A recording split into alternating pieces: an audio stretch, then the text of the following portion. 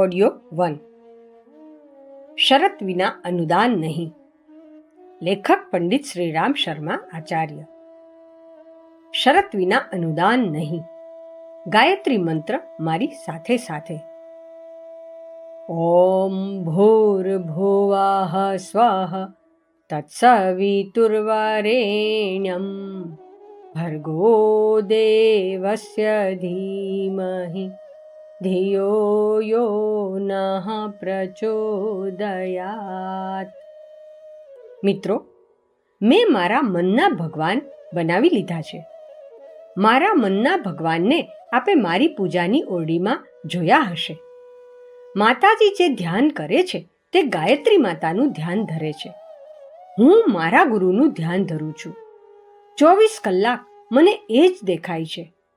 મારા આત્મોત્થાનનું શ્રેય જ્યારે ખુલે છે ત્યારે મને એ જ દાઢી દેખાય છે, એ જ ચમક દેખાય છે, મોટી મોટી તેજસ્વી આંખો દેખાય છે, લાંબા લાંબા વાળ દેખાય છે. હિમાલય પર રહેનાર એક વ્યક્તિ દેખાય છે જે કદી ખાતા નથી, કદી પીતા નથી. હંમેશા તેમનું સૂક્ષ્મ શરીર જ કામ કરતું રહે છે. મેં તો તેમને જ ભગવાન માની લીધા છે. મારા મનની એકાગ્રતા તેમના પર કેન્દ્રિત થયેલી છે. ધ્યાનની સાચી રીત. મિત્રો, એકાગ્રતા સ્થાપવાને કારણે શું શું થતું રહે છે? તેઓ મારી નજીકમાં જ દેખાતા રહે છે. હવે મને એ અનુભવ નથી થતો કે હું મારી ઓરડીમાં એકલો રહું છું. મને એમ લાગે છે કે અમે બે રહીએ છીએ અને એક સાથે રહીએ છીએ. હવે મને બિલકુલ એમ લાગે છે કે રામ લક્ષ્મણ ક્યારેક રહ્યા હશે, અર્જુન અને કૃષ્ણ કદીક રહ્યા હશે. એ જ રીતે હું મારી અંદર એવો અનુભવ કરું છું કે અમે બે માણસો સાથે સાથે રહીએ છીએ, સાથે સાથે ચાલીએ છીએ અને સાથે સાથે ખાઈએ છીએ. દેવી કાલી માતાની સાથે જેવી રીતે શ્રી રામકૃષ્ણ પરમહંસ ખાતા હતા. બેટા, મારા ભગવાનની સાથે હું પણ એવી રીતે જ ખાતો રહું છું. આપે એમને જોયા જ ક્યાં છે? જોવું હોય તો બેટા મારી આંખો જો. તો શું આપ આંખથી જુઓ છો? હા બેટા, આંખથી જ જોઉં છું. આપ પણ એવું ધ્યાન કરી શકો છો. જો આ રીતનું ધ્યાન આપની સમક્ષ ન આવતું હોય, મન ન લાગતું હોય, તો આપે એ સમજી લેવું કે ગુરુ પ્રત્યે આપને શ્રદ્ધા અને વિશ્વાસ નથી. હા, જો સાચે સાચ શ્રદ્ધા અને વિશ્વાસ ન હોય તો આપ ધ્યાન કરશો નહીં. જો આપની અંદર શ્રદ્ધા વિશ્વાસ હોય તો આપ એવું પણ ધ્યાન કરી શકો છો કે હું ગુરુજીની પાસે બેઠો છું, તેમની ગોદમાં બેઠો છું. તેઓ મને પ્યાર કરે છે, મને સલાહ આપે છે. થોડાક દિવસો આપ આ રીતે ધ્યાન ધરજો. થોડાક દિવસો પછી મારું અને આપનું અંતર મળવા લાગશે. પછી આપ જોજો, આદાન પ્રદાનનો ક્રમ શરૂ થઈ જશે. જ્યારે આપ અને હું વાસ્તવમાં મળવાનું શરૂ કરી દઈશું ત્યારે આપની વાતો મારા સુધી આવશે અને મારી વાતો આપના સુધી પહોંચશે. પરંતુ જો માત્ર આપણા ચહેરા જ મળતા રહેશે તો વાત બનશે નહીં. આપણે ભાવનાઓને પણ જોડવાની છે, હૃદયને પણ જોડવાના છે, મનને પણ જોડવાના છે. આ રીતે જો આપણે અંતરથી મળીએ તો પછી જોજો, મારું અને આપનું આદાન પ્રદાન આપોઆપ ચાલુ થઈ જશે. ધ્યાન બંધ કરવાથી શું થશે? સાથીઓ, આપ લોકો કહો છો કે સંત મળવા મુશ્કેલ છે, ગુરુ મળવા મુશ્કેલ છે, ભગવાન મળવા મુશ્કેલ છે. ના બેટા, એ કાંઈ મુશ્કેલ નથી. કેવળ ધ્યાન કરવાનું જ મુશ્કેલ છે. ધ્યાન કેવી રીતે કરીશું? જો ધ્યાન ન કરી શકીએ તો શું થશે? જો બેટા, હું તને થોડાક નામ જણાવું છું જેઓ ધ્યાન ન કરી શક્યા, પરંતુ કોઈક રીતે તેમણે ભગવાનની કૃપા પ્રાપ્ત કરી લીધી હતી, પરંતુ તે પચાવવાની તાકાત કોઈએ મેળવી નહોતી. એટલા માટે તેમને નુકસાન વેઠવું પડ્યું હતું. તે કઈ કઈ વ્યક્તિઓ હતી? બેટા, તેઓમાંથી એકનું નામ રાવણ હતું.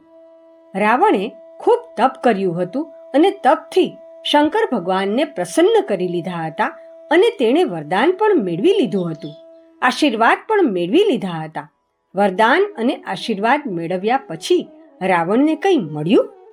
ના, તે ખોટમાં જ રહ્યો. તેને નુકસાન જ થયું.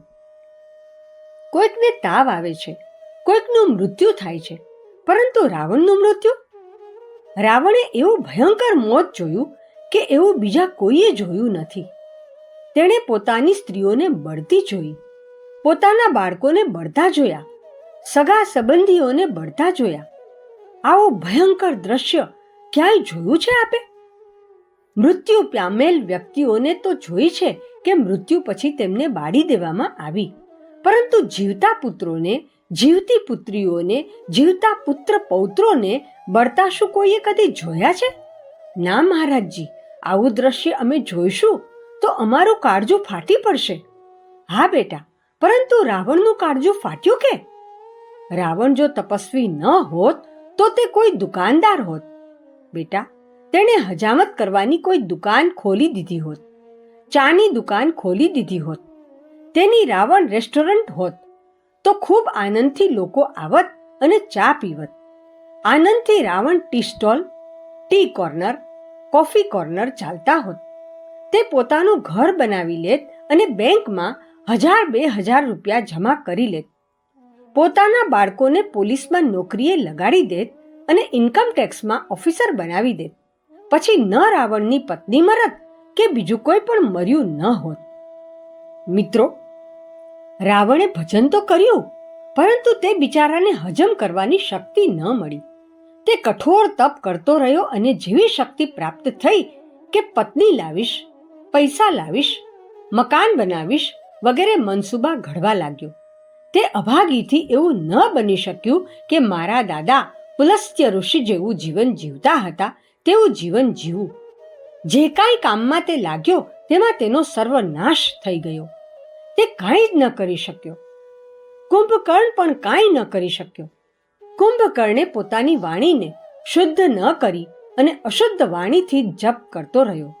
જ્યારે સરસ્વતી દેવી સામે આવીને ઊભા રહ્યા અને કહ્યું કે વરદાન માગ, તો તેણે કહ્યું કે 6 મહિના હું ઊંઘતો રહું અને 1 દિવસ જાગતો રહું.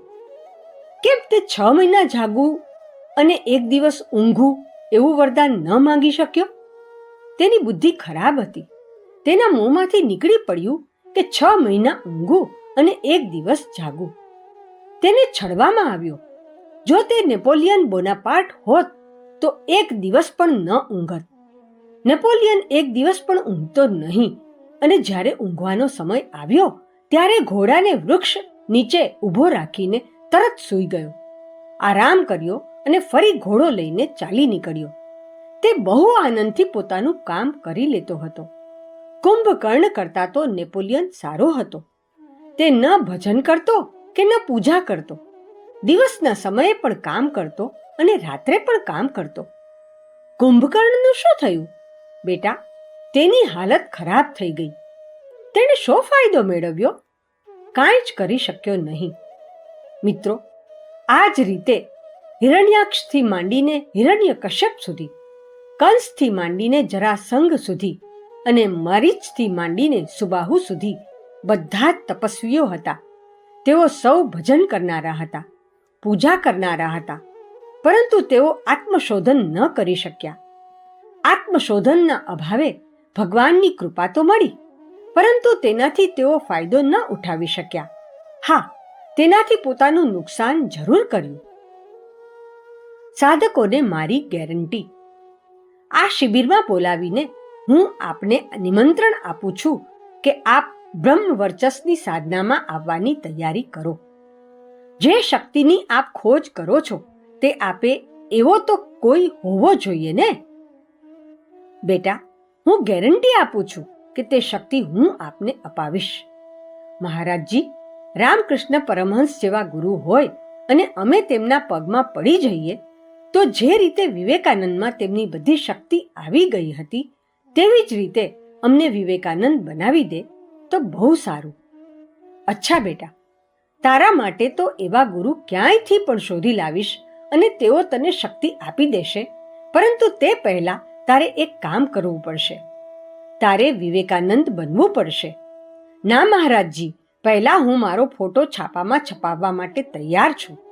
અમેરિકા જવા માટે મને વિમાનની ટિકિટ મળી જશે. હું ફરી આવીશ પણ ખરો અને પ્રવચન પણ આપી આવીશ. ના બેટા, સ્પીચ આપવાની વાત તો પછીની છે. પહેલા તારે વિવેકાનંદ બનવું પડશે. મિત્રો, કેવા વિવેકાનંદ બનવું પડશે? અમેરિકામાં વિવેકાનંદ જેને ત્યાં રોકાયા હતા તે એક મહિલા હતી. તે તેમની સાથે મજાક કરવા લાગી અને કહેવા લાગી કે હું આપની શિષ્યા છું, ફલાણી છું, ઢીકણી છું. થોડા દિવસો પછી તેણે સાધુની સાથે મજાક મસ્તી કરવાનું શરૂ કરી દીધું. અમેરિકામાં આવો રિવાજ જ છે. વિવેકાનંદજીના ગુરુજીએ આંખો લાલ કરીને કહ્યું કે અટકી જા. શું તને આ માટે શક્તિ આપી છે? રામકૃષ્ણ પરમહંસની આંખોએ ત્યાંથી જ જોયું અને કહ્યું કે પોતાને માટે, વિલાસિતાને માટે મારી શક્તિથી લોકોને પ્રભાવિત અને ચમત્કૃત કરીશ. તેના દ્વારા લોકોમાં જે શ્રદ્ધા ઉત્પન્ન થશે તેનાથી શું પોતાને માટે લાભ ઉઠાવીશ? ઊભો રહે, તને દેખાડું છું. આ દ્રશ્ય જોઈને વિવેકાનંદ ત્યાં અમેરિકામાં કાંપવા લાગ્યા. તેમણે પોતે પોતાની જાતને ઠપકો આપ્યો અને પોતે પોતાને ફટકાર્યા. એટલું જ નહીં, પરંતુ પોતાના મનને પણ ધોયું. તેમણે પોતાના મનને સમજાવ્યું કે અરે મૂર્ખ, તું સમજતું જ નથી કે તું શું કરવા જઈ રહ્યું હતું. પોતાની જાતને એવી બનાવો તો. સાથીઓ, વિવેકાનંદને જ્યારે ગુરુએ આંખો દેખાડી તે સમયે તો બીજું કાંઈ જ સમજાયું નહીં. તેમણે જોયું કે સામે જોરથી સ્ટવ સળગી રહ્યો છે. તેઓ ખાવાનું પોતાની જાતે જ બનાવતા હતા. સ્ટવની ઉપર રાખેલી તાવડી તપી રહી હતી. તેઓ તાવડી પર બેસી ગયા. તેનાથી તેમની પૂઠ દાઝી ગઈ. જ્યારે તે દાઝી ગઈ ત્યારે તેના પરથી ઉઠ્યા. તેમણે પોતાના મનને કહ્યું કે હવે તું કાંઈ સમજ્યું કે નહીં? આગને અડીએ તો ફોલ્લા પડે કે નહીં? હા સાહેબ, પડે છે. તો તું જે આગથી પણ પ્રચંડ છે તેને સ્પર્શી રહ્યો છે. તેના સ્પર્શથી શું ફોલ્લા નહીં પડે? વિવેકાનંદ ગુરુનો સંકેત સમજી ગયા.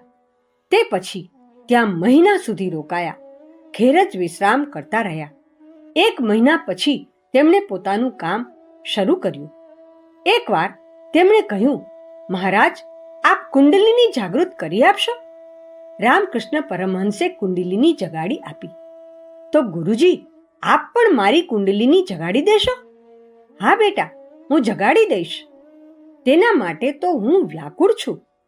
જેવી રીતે ગાયના આંચળમાં દૂધ ભરાયેલું હોય છે અને તે પોતાના વાછરડાને પીવડાવવા વ્યાકુળ બની જાય છે, એવી જ હાલત મારી છે. ગાયનું દૂધ આંચળમાં ફાટ ફાટ થતું રહે છે. તો સાહેબ, મને પીવડાવી દો. બેટા, એની જ તો હું શોધ કરતો રહું છું. પરંતુ ગાય તો પોતાના વાછરડાને જ દૂધ પીવડાવે છે. કૂતરાના ગલુડિયાને નથી પીવડાવી શકતી. ગાય પોતાના વાછરડાને પોતાનું દૂધ પીવડાવી શકે છે, પરંતુ ગાયનું વાછરડું બનવાની કોશિશ તો કરો. સાથીઓ, મેં આ બ્રહ્મ વર્ચસ શિબિરમાં આપને એટલા માટે બોલાવ્યા છે કે આપ જે કર્મકાંડ કરો છો, જે ઉપાસના કરો છો, પૂજા કરો છો, ભજન કરો છો, હનુમાન ચાલીસાનો પાઠ કરો છો કે જે કોઈનો પાઠ કરો છો, તેમાં પોતાના વિચારોનો સમન્વય કરો. જેટલા સમય સુધી આપના જપ ચાલતા રહે તેટલા સમય સુધી પ્રત્યેક ક્રિયાની સાથે, જપની સાથે જે ભાવનાઓ જોડાયેલી છે, વિચારણાઓ જોડાયેલી છે, તેમાં પોતાના મનને પૂર્ણપણે સંલગ્ન રાખો. તેમાં બીજો વિચાર પ્રવેશવા ન દો. બીજા વિચારોને રોકો નહીં. તેમની દિશા જ બદલી નાખો. તેમને જપમાં જોડી દો. તે પોતે પોતાની મેળે જ રોકાઈ જશે.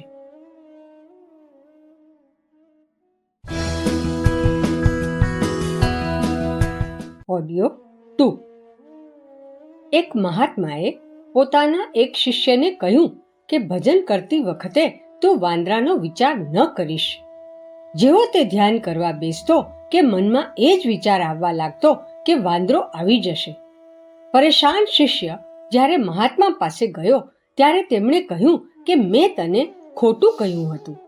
હવે હું તને સાચું કહું છું કે હવેથી તું જ્યારે ધ્યાન કરે ત્યારે ગાયનું ધ્યાન ધર્યા કર. ગૌ માતા બેઠી છે, ગૌ માતા ઊભી રહી છે. આ રીતે જ્યાં સુધી તું ગૌ માતાનું ધ્યાન કરતો રહીશ ત્યાં સુધી વાંદરો નહીં આવે. તો ગુરુજી, મનને ભાગતું રોકી દઉં? બેટા, મન ભાગતું અટકશે નહીં. મનને ભાગવા નહીં દઉં. મન ભાગી જશે તો રોકી દઈશ. મનને પકડી રાખીશ. મનને મારીશ. બેટા, આવું જો કરીશ તો મન ભાગશે જ. તો શું કરવું? મનને એક કામમાં જોડી દે. કયા કામમાં મનને લગાવું? બેટા, આપણા ચિંતનની સાથે ભાવનાઓ જોડાયેલી છે. હવનમાં હું આપને ભાવના વિશે બતાવું છું. જપમાં હું ભાવના બતાવું છું. ઉપાસનામાં હું ભાવના બતાવું છું. દેવ પૂજનમાં હું ભાવના બતાવું છું. તેની સાથે મનને જોડી દે. પહેલા મારા વિચારોને વાંચો. મિત્રો, આપે મારા પુસ્તકો વાંચ્યા નથી, તે ધ્યાનથી વાંચો. આપ તો એ જ નાની અમથી વાત પૂછો છો કે લક્ષ્મી કમાવવા માટે શ્રી બીજ મંત્ર 3 વાર બોલવાનો છે કે 5 વાર? આપ તો કેવળ એ જ પૂછો છો કે જેનાથી લક્ષ્મી ફટાફટ ચાલી આવે. પણ કદી એવું નથી પૂછતા કે ઉપાસનાની સાથે સાથે જેટલા પણ કર્મકાંડ છે તે કર્મકાંડોમાં જે શિક્ષણ સમાયેલું છે, પ્રેરણાઓ ભરેલી છે, તે બતાવી દો. બેટા, મેં પુસ્તકોમાં બેશક છાપ્યું છે. ગયા વર્ષે પણ મેં 45 મિનિટની ઉપાસના બતાવી હતી. તેનો એક વિશેષાંક પ્રગટ કર્યો હતો. તે વિશેષાંકમાં દરેકને જણાવ્યું હતું કે જ્યારે આપ જપ કરો ત્યારે આ જપ કરજો. પૂજા ઉપાસના વિશે આજે પણ મારું તે પુસ્તક છે. તે તો કોઈ ખરીદતું નથી અને એમ કહે છે કે મહારાજજી, એવું પુસ્તક બતાવો જેનાથી લક્ષ્મી આવવા લાગે. ઠીક છે બેટા, તે 25 પૈસાની આવે છે. જા, ખરીદી લે. હા મહારાજ, 4-5 નકલો ખરીદી લઈશ. જા, ખરીદી લે બેટા. બધાની પાસે લક્ષ્મી આવી જશે. આ વિધિવાળું પુસ્તક તો લોકો ખરીદી લે છે, પરંતુ તેને કોઈ ખરીદતું નથી. કયા પુસ્તકને? તે ઉપાસનાવાળા પુસ્તકને, જેમાં એ બતાવવામાં આવ્યું છે કે ઉપાસના વખતે કર્મકાંડની સાથોસાથ કેવું ચિંતન ચાલવું જોઈએ. ચિંતનની આવશ્યકતા પછી ત્રીજું જે ચરણ આવે છે તે છે આપણી ભાવનાઓનું. ભાવના કોને કહે છે? એ ઉમંગને ભાવના કહે છે જેને ક્રિયા વિના ચેન પડતું નથી. એ પ્રમાણે કર્યા વિના ચેન પડતું નથી. આપના દિમાગમાં એવી કલ્પનાઓ આવતી રહે છે કે હું જપ કરીશ, સંત બનીશ, મહાત્મા બનીશ, બ્રહ્મચારી બનીશ અને રોજ પ્રાર્થના કરીશ કે હે પ્રભુ, આનંદદાતા જ્ઞાન હમકો દીजिए, शीघ्र सारे दुर्गुणों को दूर हमसे कीजिए. તો કેમ ભાઈ, એકાદ દુર્ગુણ છોડવો નથી? નહીં મહારાજજી, હું તો કેવળ ગીત ગાતો રહું છું. અરે, ગીત ગાવાથી શું મળશે અભાગ્યા? મિત્રો, શું કરવું જોઈએ? વિચારોની સાથે સાથે આપણી અંદર ભાવનાનો સમાવેશ થવો જોઈએ. ભાવનાનો અર્થ એ છે કે તેની અંદર તડપણ પેદા થાય, એવો ઉમંગ પેદા થાય કે આપણે તેને કર્યા વિના રહી ન શકીએ.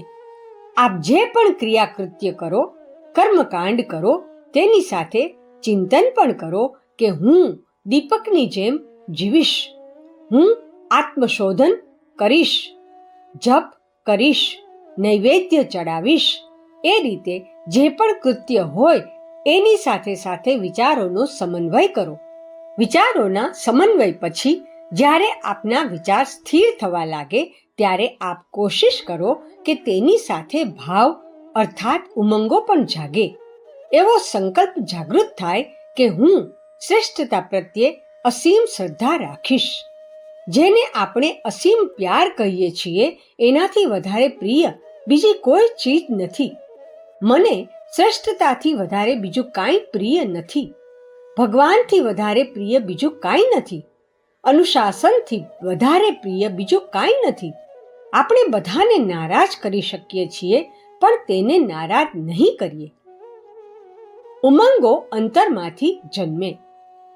મિત્રો, આ ઉમંગો જો આપની અંદરથી પેદા થાય તો આપના જીવનમાં ક્રિયાની વિશિષ્ટતા આવી જાય. કર્મકાંડની સાથે જોડાયેલ વિચારોની સાથે જોડાયેલી ભાવનાઓથી ઓતપ્રોત રસ વિભોર આપણું જીવન આનંદથી રસ તરબોળ બની જાય તો તેનું પરિણામ આપણા જીવનમાં સંતના રૂપમાં સામે આવશે. આ રીતે પછી આપ જુઓ કે તમે સંત બનો છો કે નથી બનતા. પછી જુઓ કે આપને ભગવાનની કૃપા પ્રાપ્ત થાય છે કે નહીં. આ બધી ચીજો આપને પ્રાપ્ત થતી જાય છે. શરત એ છે કે આપ આપની જાતને, આપના જીવનને, આપની વિચારણાઓને, આપના ચિંતનને, આપના લક્ષ્યને તથા આપના આદર્શને સંતને યોગ્ય બનાવવાની કોશિશ કરો. જો આપ થોડા ઘણા ડગલા માંડવા માટે તૈયાર હો તો એ આપનું સૌભાગ્ય છે. લોકો તો શોધ કરતા ફરે છે કે કોઈ એવી શક્તિ અમને મળે જે આ વિષયમાં પારંગત હોય. બેટા, હું મારી વાત તો નથી કહેતો, પણ મારા ગુરુ પારંગત છે. આપ પણ કહી શકો છો કે તેઓ પારંગત છે. તેમની હું ખાતરી આપી શકું છું અને કહી શકું છું કે હું આપની સહાયતા કરી શકું એમ છું. મહારાજજી, આપ મને આપના ગુરુજીના દર્શન કરાવી દો. ગુરુજી, હવે આપ હિમાલય જાઓ તો મને પણ સાથે લઈ જજો. હા બેટા, લઈ જઈશ. એમાં શું વાંધો છે? પછી તો ગુરુજીની કૃપા મળશે ને? ના બેટા, કૃપા એમ નથી મળી શકતી. પછી મને શું ફાયદો કરાવશો? બેટા, તું પહેલા વિચાર કરી લે. કૃપાનો વાયદો હું નથી કરી શકતો. હું તને સાથે લઈ જઈ શકું છું, દેખાડીશ પણ ખરો, પરંતુ દેખાડવાની સાથોસાથ એમ કહે કે કોઈક વરદાન આશીર્વાદ આપશો કે નહીં, તો તને નહીં આપે. કેમ? એટલા માટે કે તું વરદાનને પચાવી શકીશ નહીં. વરદાનને પચાવવા લાયક તારી સ્થિતિ નથી. બેટા, જો આપણે વરદાનને પચાવવા લાયક સ્થિતિ પેદા કરી લઈએ તો ઘેર બેઠા આપણને અનુદાન મળી શકે છે. મારા ગુરુનો મારા પર અનુગ્રહ છે. તેઓ હિમાલયમાં રહે છે, ત્યાં જઈને હું લઈ આવું છું. પરંતુ આપને તો અહીં બેઠા મળી શકે છે. બ્રહ્મ વર્ચસ્ને મેં આરણ્યક એટલા માટે બનાવ્યું છે કે એવી વ્યક્તિઓ ઉપાસના કરવા માટે અહીં આવે જેમણે જિંદગીભર ઉપાસના કરી છે, પરંતુ પ્રાપ્ત કશું થયું નથી, પરંતુ હવે થોડા સમયમાં પ્રાપ્ત કરી શકે છે. મિત્રો, રામકૃષ્ણ પરમહંસે જે જન્મ જન્માંતરો સુધી ઉપાસના કરી અને પ્રાપ્ત કર્યું તેને વિવેકાનંદે થોડા દિવસોમાં પ્રાપ્ત કરી લીધું. આપ પણ થોડા સમયમાં પ્રાપ્ત કરી શકો છો જે મેં લાંબી મુદ્દતે મેળવ્યું છે. ગાયે 24 કલાક ઘાસ ખાઈને અને તે પચાવીને પેટમાં જે દૂધ ભેગું કર્યું છે તે આપ 5 મિનિટમાં પી શકો છો. આપનું તે સૌભાગ્ય છે. આપ નાના બાળક છો, દૂધ પી લો. ગાયે તે 24 કલાકમાં તૈયાર કર્યું છે. તે બિચારી દિવસભર ફરતી અને ઘાસ ખાતી રહે છે, ત્યારે તે દૂધ ભેગું કરે છે. આપ તે પી લો.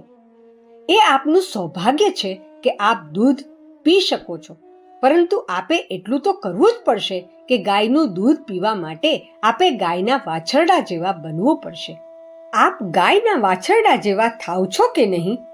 જો થાવ છો તો વિશ્વાસ રાખો કે જે એક સાધકને મળવું જોઈએ તે બધું જ આપને મળશે. આ શિબિરની સાથે મેં બ્રહ્મ વર્ચસ્ની સાધનાને પણ જોડી છે. તેમાં કુંડલીની જાગરણનો પણ સમાવેશ છે. પંચકોશોનું અનાવરણ પણ સામેલ છે. તેમાં ઈશ્વરનો સાક્ષાત્કાર પણ સામેલ છે. તેમાં મનુષ્યની અંદર વિદ્યમાન આત્મતત્વનું જ્ઞાન થવાનું પણ સામેલ છે. તેના દ્વારા આપની નજીકના વાતાવરણમાં સ્વર્ગીય પરિસ્થિતિઓનું પેદા થવું એ પણ સામેલ છે. આ બધી વિભૂતિઓ, વિશેષતાઓ બતાવવામાં આવી હતી. તે બધી સિદ્ધિઓ આપનું સ્વાગત કરે છે અને આપને બોલાવે છે તથા આપને પ્રાર્થના કરે છે કે આપ ઈચ્છો તો અમારો સ્વીકાર કરી શકો છો. આપે પ્રાર્થના કરવાની જરૂર નથી. દેવતા આપને પ્રાર્થના કરે છે કે આપ અમારો સ્વીકાર કરો, પરંતુ આપે તેની કિંમત ચૂકવવી પડશે. તે કિંમત એ સ્વરૂપે ચૂકવવી પડશે કે આપ આપનું જીવન વિશુદ્ધ કરો, શ્રેષ્ઠ દ્રષ્ટિકોણ, ઉચ્ચ ચિંતન તથા આદર્શ જીવનનું સ્વરૂપ બનાવો. જો આટલું આપ કરી લો તો આપને એ સિદ્ધિઓ અને તે ચમત્કાર, જેનું ઋષિઓએ ઘણું મહાત્મ્ય દર્શાવ્યું છે અને વર્ણનો કર્યા છે, તે બધી જ સિદ્ધિઓ અને ચમત્કાર પ્રાચીન કાળના લોકોની જેમ આજે પણ સુરક્ષિત છે, પરંતુ આની સાથે શરત જોડાયેલી છે. તે વિના શરતે મળશે નહીં. શરત વિના અનુદાન નહીં. મહારાજજી, શરત વિના જ અપાવો ને? ના બેટા, વિના શરતે તે મળશે નહીં. શરત વિના મને કલેક્ટર બનાવી દો. ના બેટા, શરત વિના ન બની શકાય. કલેક્ટર બનતા પહેલા તારે ગ્રેજ્યુએટ બનવું પડશે. ગ્રેજ્યુએટ બનવાની સાથોસાથ તારે ICSની પરીક્ષા પાસ કરવી જોઈએ. તે પછી તને કલેક્ટર બનાવી દઈશ. ના મહારાજ, તે પહેલા જ બનાવી દો. આપ તો ઇન્દિરા ગાંધીને ખૂબ જાણો છો. મોરારજી દેસાઈ આપને મળનારાઓમાં એક છે. આપ મને કલેક્ટર બનાવી જ દો. અરે, તે કોઈ પરીક્ષા પાસ કરી છે? હા, હું 5મી શ્રેણી પાસ છું. તો પછી કલેક્ટર કેવી રીતે બનાવી દઉં? અરે, આપની તો ઓળખાણ છે. એમ જ હવામાં ગુબ્બારા છોડે છે? ના સાહેબ, ભગવાનને ત્યાં એવો તુક્કો મારો કે મારું બધું જ કામ પાર પડે. ના બેટા, એવું તો ન બની શકે. મિત્રો, આને માટે આપણે પાત્રતાનો વિકાસ કરવો જોઈએ. પાત્રતાનો વિકાસ કરવા માટે મારા ગુરુએ મારા પર દબાણ કર્યું, ત્યારે મેં મારી પાત્રતાનો વિકાસ કર્યો. પાત્રતાનો વિકાસ જેમ જેમ થતો ગયો તેમ તેમ મને દેવતાનો, ભગવાનનો, ઋષિઓનો અનુગ્રહ મળતો ગયો. આપને માટે પણ તે જ માર્ગ છે જે મેં આપને પહેલે દિવસે બતાવ્યો હતો. મને ગાયત્રી ઉપાસના કરતા કરતા જે ચમત્કાર અને સિદ્ધિઓ મળ્યા, તેના આધારે આ રહસ્ય બતાવીને હું મારી વાત સમાપ્ત કરીશ. આપને હું ફરીથી એ કહું છું કે ઉપાસનાનો લાભ ઉઠાવવા માટે અતૂટ શ્રદ્ધા હોવી નિતાંત આવશ્યક છે. શ્રદ્ધા અર્થાત ભગવાનના આદેશો પર ચાલવા માટેનો વિશ્વાસ. મેં આપને એક ખેડૂતનો કિસ્સો જણાવ્યો હતો કે કેવી રીતે તે બીજા ખેડૂતોને તારતો ગયો. ભગવાન પર તેને અતૂટ વિશ્વાસ હતો. ભગવાન પરના વિશ્વાસને આધારે જો આપ શ્રેષ્ઠ જીવન જીવવા માટે, આદર્શવાદી જીવન જીવવા માટે તૈયાર થાવ, તો આપ આપની નાવ પેલા કાંઠે તો લઈ જ જશો અને બીજા અસંખ્યોને પણ તારી દેશો આપની નાવમાં બેસાડીને લઈ જશો.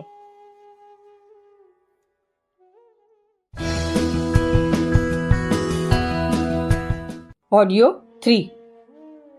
3નો ત્રિવેણી સંગમ. સાથીઓ, જો આપ આવું જીવન જીવી શકતા હો તો મારી સલાહ છે કે એક શ્રદ્ધા, બીજું ચરિત્ર અને ત્રીજો ઊંચો ઉદ્દેશ, આ ત્રણેયનો ત્રિવેણી સંગમ આપ કરો. આપ તપ કરો, કાંઈક ઉચ્ચ ઉદ્દેશ માટે ભગવાન પાસે માંગો, પછી જુઓ કે તે મળે છે કે નથી મળતું. એક બાળક જ્યારે પોતાના બાપ પાસે રૂપિયા માંગે છે કે પિતાજી મને 5 રૂપિયા આપો, તો બાપ પૂછે છે કે કયા કામ માટે જોઈએ છે? બાળક કહે છે કે સિનેમા જોવા જવું છે. પિતાજી કહે છે કે તું રોજે રોજ 5 રૂપિયા લઈ જાય છે અને બધા સિનેમામાં ખર્ચી નાખે છે. આમ કરીશ તો ભૂખે મરીશ અને ભીખ માંગીશ. બીજી બાજુ એક પુત્ર કહે છે કે પિતાજી અમુક ચીજમાં મંદી આવી ગઈ છે. મંદીવાળી ચીજ વસ્તુ ખરીદી લેવાથી આશા છે કે 2 મહિના પછી આપને તેમાંથી નફો મળી જશે. હા બેટા, ઠીક છે, ખરીદી લે. પિતાજી, 15,000 રૂપિયા હોય તો આપણે માલ ખરીદી લઈશું અને 20,000 રૂપિયામાં વેચી દઈશું. પિતાજી, 15,000 રૂપિયાની વ્યવસ્થા કરવી જોઈએ. સારું બેટા, જો હમણાં જ કરું છું. જો તિજોરીમાં કેટલા રૂપિયા છે? 9,000 છે. અને જો એમ કર કે તારી માતાના ઘરેણાં લઈ જા અને 6,000માં ગીરવી મૂકી દે, અને જો રૂપિયા ઓછા પડશે તો હું મારા ઓળખીતા પર ચિઠ્ઠી લખી આપીશ કે તમે મારી જવાબદારી પર 2000 રૂપિયા આપો, 15 દિવસની અંદર પાછા મોકલી આપીશ. મિત્રો, તેને માટે તે દેવું કરે છે. પોતાની પત્નીના ઘરેણાં વેચી દે છે. 9000 રૂપિયા તિજોરીમાં રાખેલા છે તે કાઢીને આપે છે. 1000 રૂપિયા છુપાવીને રાખ્યા હતા તે પણ આપી દે છે. બાપ બધા ખજાના ખોલી દે છે. બાપ શા માટે પુત્રને આપે છે? એટલા માટે કે તે એવા કોઈ કામ માટે ખર્ચ કરવા માંગે છે કે જેનાથી બાપની આબરૂ વધે. જે ઘરમાં તે રહે છે તે બધાને ફાયદો થાય છે. એટલા માટે તે રકમ આપે છે. તો પછી બીજા બાળકને 5 રૂપિયા આપવા માટે કેમ ના પાડતો હતો? એટલા માટે કે તે પોતાના માટે માગે છે, મોજ મજા માટે માગે છે, નકામી વાતો માટે માગે છે. એટલે બાપ ઇનકાર કરતો હતો. ભગવાન પણ અનુદાન આપવાનો એટલા માટે ઇનકાર કરે છે કે આપ પોતાના માટે તે માગો છો. આપ ઉચ્ચ ઉદ્દેશ માટે ભજન કરો, ચરિત્રવાન બનો, શ્રદ્ધાથી આપનું અંતઃકરણ પરિપૂર્ણ કરો. ભજનની માત્રા ઓછી હોય કે વધારે તેમની સાથે કોઈ નિસ્બત નથી. આપ થોડું ભજન કરી લો તેટલું પણ પૂરતું હોઈ શકે છે. શ્રદ્ધા છે ધરી. મિત્રો, આપ 1 કલાક ભજન કરી લો તો પણ પૂરતું છે. મહાત્મા ગાંધી અડધો કલાક ભજન કરતા હતા. થોડા ભજનથી પણ ચમત્કાર સર્જાઈ શકે છે. શરત એ છે કે આપ તેમાં ખાતર પાણી આપવાનો તથા નિંદામણ કરવાનો ક્રમ નિરંતર ચાલુ રાખો.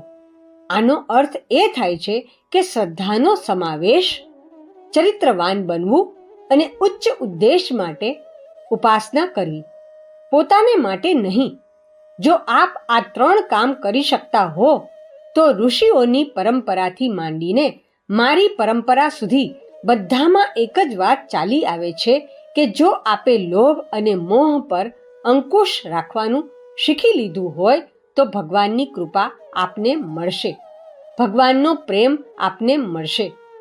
આપને જો લોભ અને મોહ સાથે જ પ્યાર હોય તો પછી બંને ચીજો આપને મળી શકે નહીં. જો આપ એક વસ્તુ લેશો તો બીજી આવી મળશે. પ્રકાશ તરફ ચાલશો તો છાયા પાછળ જતી રહેશે. છાયા તરફ ચાલશો તો પ્રકાશ પણ નહીં રહે અને છાયા પણ નહીં રહે. મિત્રો, આપણે પ્રકાશ તરફ ચાલીએ તો છાયા આપણી પાછળ પાછળ ચાલે છે. તેથી આપ પ્રકાશ તરફ ચાલો, છાયા તેની પાછળ પાછળ આવશે જ. છાયા ભણી ચાલશો તો છાયા પણ આગળ આગળ ભાગશે. પછી તમે પ્રકાશને પણ ખોઈ બેસશો. બેટા, આ જ સિદ્ધાંતને આધારે હું સમગ્ર જીવનમાં અને મગજમાં ઉતારીને વ્યવહારમાં લાવતો રહ્યો. તેનું પરિણામ આજે આપ જુઓ છો કે મેં મારી નાવ પણ પાર ઉતારી છે અને મારી નાવમાં બેસાડીને અસંખ્ય લોકોને પાર ઉતારી દીધા છે. આપ પણ આપની નાવ પાર ઉતારી શકો છો, પરંતુ શરત એ છે કે આપનું અધ્યાત્મ સાચું હોય. સાચું અધ્યાત્મ કેવું હોય છે તેનો પરિચય મેં આપને આ શિબિરમાં આપ્યો. મને આશા છે કે આપ આના પર વિચાર કરશો અને તેને અનુરૂપ આપના જીવનને ઢાળવાની કોશિશ કરશો. જો આપ એવું કરી શકો તો હું આપને વિશ્વાસ અને આશ્વાસન આપું છું કે આપની સાધના એવી જ સફળ બનશે. આપનું ધ્યાન નિશ્ચિતપણે લાગશે, જેવું મારી સાથે થયું. આજની વાત સમાપ્ત. ઓમ શાંતિ.